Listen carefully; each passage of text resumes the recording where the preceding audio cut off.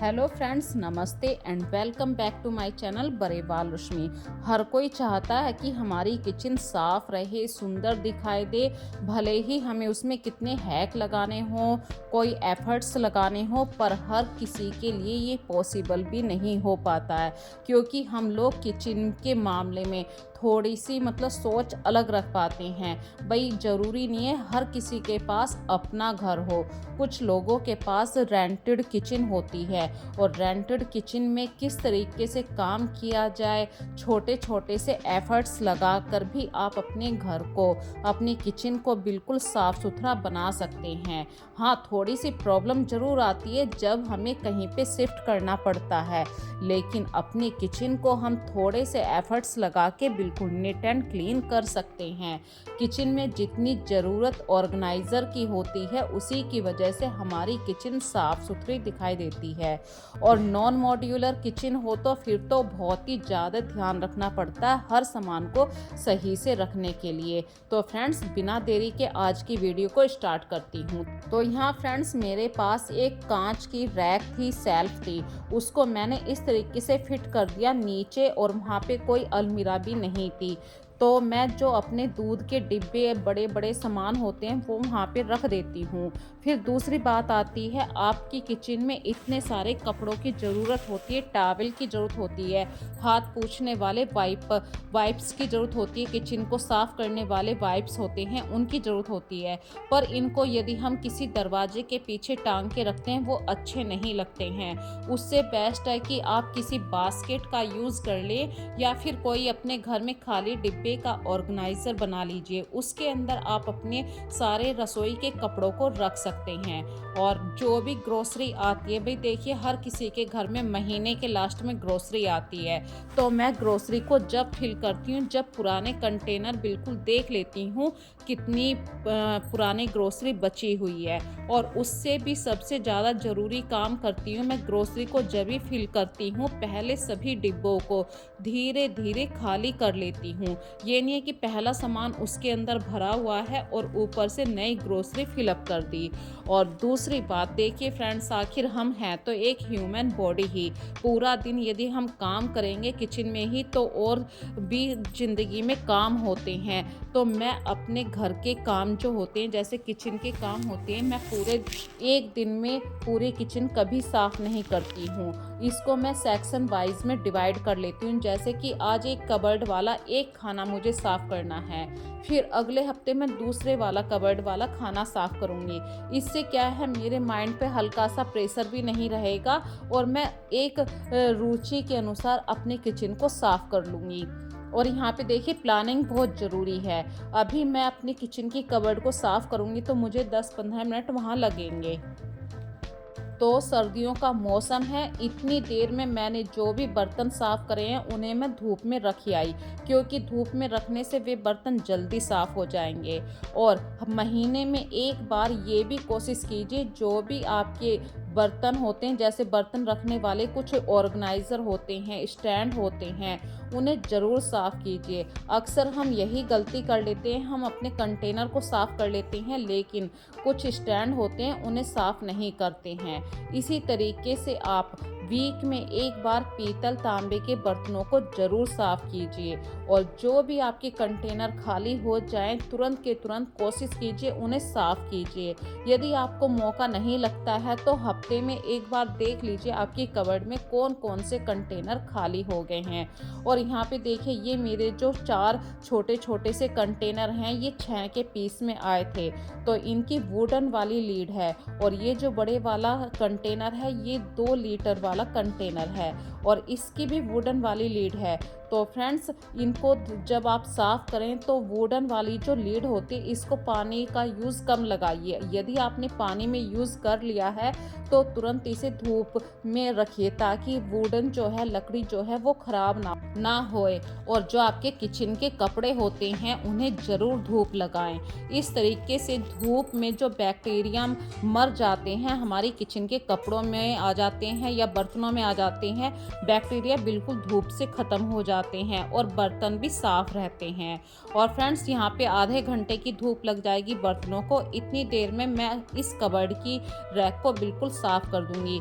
तो या तो आप किचन के वाइप्स का यूज़ कर सकते हैं, यदि नहीं है तो फटे पुराने जो हमारे कपड़े होते हैं वो भी यहाँ पे आप यूज़ कर सकते हैं। तो मैंने इस कपड़े के ऊपर थोड़ा सा कॉलिन यूज़ कर लिया है ताकि जो ग्लास वाली रैक है वो अच्छी तरीके से साफ़ हो जाए। और फ्रेंड्स, जब आप कहीं पे ऊपर का काम करते हैं, स्टेयर का ज़रूर ध्यान रखें वो स्लिप ना कर जाए फर्श के ऊपर, या फिर किसी बच्चे को ज़रूर अपने साथ रखिए ताकि वो स्टेयर को पकड़ ले। भाई मैं इसलिए बता रही हूँ क्योंकि आपका सुरक्षित रहना भी बहुत ज़रूरी है। और ये देखिए, कॉलिन की हेल्प से ये बंद कबर्ड के अंदर भी इतनी डस्ट आती है। ये दूसरी बार मैंने इसको साफ़ किया है, दूसरी बार भी इस पे काफ़ी डस्ट आई है। तो महीने में एक बार तो ये हैबिट आप ज़रूर अपने अंदर शामिल कर लीजिए कि आपको जो आपकी किचन की रैक है उसे ज़रूर साफ़ करना है। हर महीने में एक बार आपको सारे कंटेनर साफ़ करने हैं। ज़रूरी नहीं है कि आप सारी किचन को एक ही दिन में साफ़ करें। आप डिवाइड कर लीजिए थोड़ा थोड़ा सा काम किस तरीके से करना है। और फ्रेंड्स, यहाँ पे देखिए, जो मैंने आज एक कबर्ड का भाग मैंने साफ़ करने का बिल्कुल टारगेट लिया है, तो सिर्फ वही कर रही हूँ। मैंने स्टील वाली जो कबर्ड है जहाँ पे मेरे स्टील के डिब्बे रखे हैं, उस वाली कबर्ड को नहीं छेड़ा है। इससे क्या है कि आपका माइंड बिल्कुल सेट रहेगा कि हाँ, ये सिर्फ 1 डेढ़ घंटे का काम है, मैं इसको जल्द से जल्द निपटा लूँगी। और जो भी ये डिब्बे हैं फ्रेंड्स, मैं अक्सर क्या काम करती हूँ, जो डिब्बा खाली होता है, कंटेनर खाली होता है, उसे तुरंत के तुरंत साफ़ कर देती हूँ। तो जो कंटेनर है वो काफ़ी हद तक अभी साफ़ हैं। मैं सिर्फ इनके ऊपर अभी कॉलिन का कपड़ा ही लगा रही हूँ। और हाँ, जब भी आप अपने किचन को साफ़ करें, जो डिब्बे आपकी ज़रूरत के नहीं हैं, प्लास्टिक के डिब्बे हैं या आपको लगता है ये डिब्बे बस ऐसे ही रखे हैं, आपने काफ़ी टाइम से यूज़ नहीं करें, उन्हें तुरंत वहाँ से हटा दीजिए। इससे भी आपकी किचन में धीरे धीरे क्लैटर इकट्ठा हो जाता है। और मैंने जो ऊपर वाले डिब्बे रखे हुए हैं उनमें कुछ डिब्बों के अंदर कुछ सैशे रख लेती हूँ। कभी कभी ऐसा होता है कि पूरे जो हमारे मसाले होते हैं वो फिलअप हो जाते हैं और 1-2 चम्मच मसाला बच जाता है, तो मैं ऐसे ही उस पैकेट को दूसरे डिब्बे के अंदर रैपर जो होता है ना, रैपर सहित रख लेती हूँ। इससे माइंड में रहता है कि वो रैपर में मसाला है और इतनी उसकी एक्सपायरी है। और यहाँ पे फ्रेंड्स, मैं एक छोटी सी बात और कहूँगी। देखिए, जब आप काम करें तो अपनी हेल्थ के बारे में ज़रूर सोचिए। लगातार काम करने से भी आपको थोड़ी सी प्रॉब्लम होती है, तो बीच बीच में कुछ ना कुछ खाते रहिए। सर्दियों के टाइम में हमारी बॉडी को ज़्यादा एनर्जी की ज़रूरत होती है। और यहाँ पे मैं जो अभी आप लोगों के सामने बात कर रही हूँ, मैं इस स्टैंड की बात कर रही हूँ। इस स्टैंड में एक कमी है फ्रेंड्स, फ़ायदे भी हैं, कमी भी है। कप तो बहुत सारे आ जाते हैं, 12 कप मैं इस स्टैंड के ऊपर यूज़ कर लेती हूँ। लेकिन इसमें कमी एक है कि यदि एक कप एक साइड से कम हो जाता है तो ये गिर जाता है स्टैंड। तो अपने इतने महंगे महंगे कप होते हैं, उन्हें टूटने से बचाने के लिए मैंने जो बर्तन वाला स्टैंड है उसके साथ इसको एक डोरी की हेल्प से बांध दिया है, ताकि यदि कप का बैलेंस भी बिगड़े तो हमारा स्टैंड गिरे ना। इसी तरीके से इस ऑर्गेनाइजर को मैंने जो हमारा बर्तन वाला स्टैंड है वहाँ पे यूज़ किया हुआ है। इसके अंदर मैं अपने जो रोटी सेकने वाला बेलन होता है, चिमटा होता है, पकड़ होती है, बहुत ऐसा सामान होता है किचन में, वो सब चीज़ यहाँ पे रख लेती हूँ। इससे क्या है, हमारी किचन में थोड़ा सा स्पेस भी बच जाता है।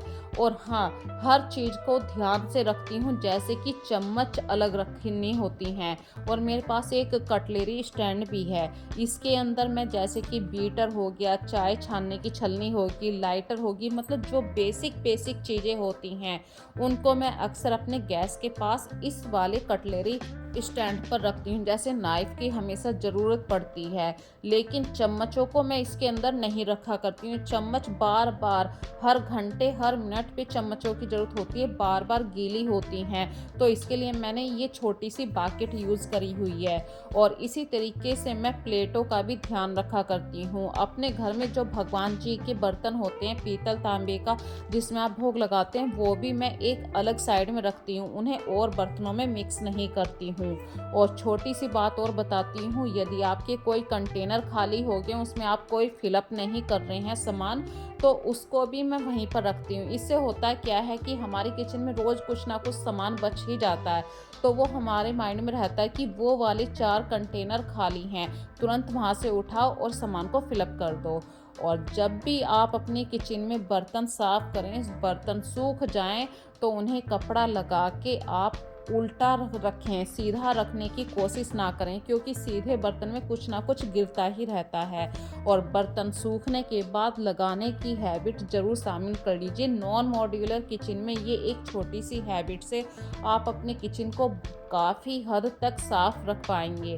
तो फ्रेंड्स, आज की किचन की जो वीडियो थी, यदि आपको थोड़ी-सी भी पसंद आ रही है, तो मुझे कमेंट सेक्शन में ज़रूर बताना। और जब आपकी किचन साफ़ हो जाती है, एक साफ़ किचन में जब आप काम करते हैं, तो बहुत ही मन को शांति भी मिलती है। जब आप खुश मन से अपनी किचन में काम करते हैं, तो उस खाने के अंदर कुछ अलग से डिफरेंट स्वाद भी आता है, क्योंकि आपने बहुत ही मन से वो खाना बनाया है।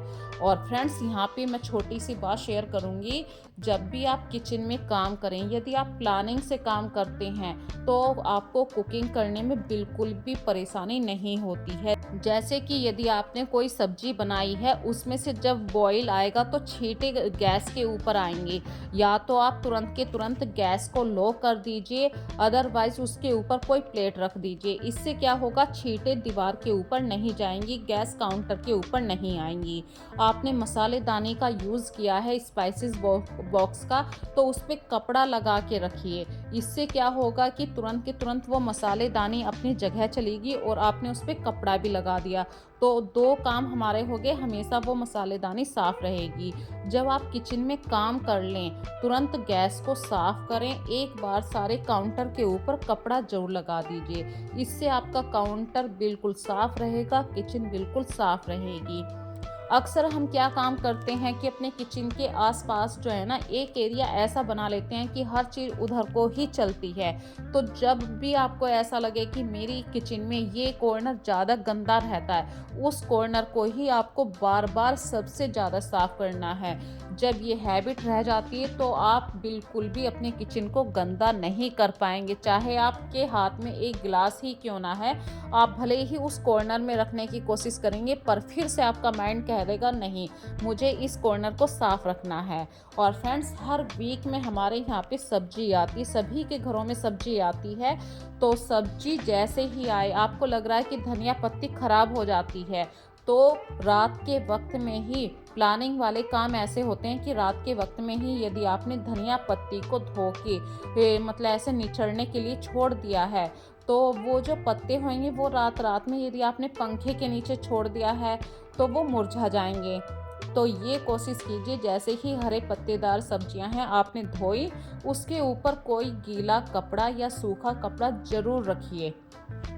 वैसे आजकल सर्दियों का मौसम है, फिर भी आप कपड़ा ज़रूर ढकिए। कपड़ा ढकने से क्या है, एक तो आपने सब्ज़ी साफ़ करके धो के रखी है, तो जो भी रात में थोड़ी-सी डस्ट वस्ट आती है, बिल्कुल आती है भई, नॉर्मल है। 12 घंटे रात भर सब्ज़ी ऐसे ही रखी रहेगी, तो कोई कीड़ा-मकोड़ा भी उसके ऊपर नहीं जाएगा, यदि आप ढक के रखते हैं।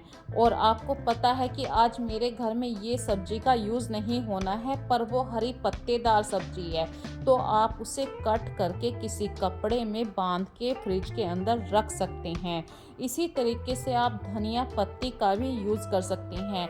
धनिया पत्ती की जो जड़ें होती हैं, उसे तुरंत काट के अलग कर दीजिए और बारीक बारीक धनिया पत्ती काट के आप अपने घर में, जैसे कि मैं किसी बाहर से कोई भी सामान नहीं मंगवा रही हूँ, जो आपके घर में डिस्पोजल बर्तन होते हैं, उसके अंदर भी धनिया पत्ती काट के भर सकते हैं। या बहुत सारे नमकीन बिस्किट के खाली डिब्बे हो जाते हैं, इसके अंदर आप कोई भी टिश्यू पेपर लगाइए और धनिया पत्ती भर के रख दीजिए। मैं गारंटी ले रही हूँ, धनिया पत्ती को यदि आप इस तरीके से रखेंगे 5 दिन से पहले धनिया पत्ती बिल्कुल भी ख़राब नहीं होगी। यदि थोड़ा बहुत मॉइस्चर है तो वो टिश्यू पेपर उस नमी को सोख लेगा और फ्रिज के अंदर रखने के कारण धनिया पत्ती खराब भी नहीं होती है। अगले दिन हो या 3 दिन बाद भी आप धनिया पत्ती को यूज़ करेंगे बिल्कुल ख़राब नहीं होगी। इसी तरीके से आप लहसुन को छील के किसी छोटे से एयर टाइट कंटेनर के अंदर स्टोर करके रख सकते हैं। लहसुन को जब हम छील के रखते हैं इस तरीके से हमारा टाइम बचता है। फ्री टाइम हो तो लहसुन ज़रूर छील के रख लीजिए। और यदि आप लहसुन का पेस्ट बना के रख सकते हैं, लहसुन और अदरक का पेस्ट बनाकर रख सकते हैं तो और भी अच्छी बात है। लेकिन फ्रिज के अंदर रखिए और एयर टाइट कंटेनर के अंदर ही रखिए। इससे क्या है, कुकिंग जब आप करेंगे आपको 5-10 मिनट एक्स्ट्रा खर्च नहीं करनी पड़ेंगी।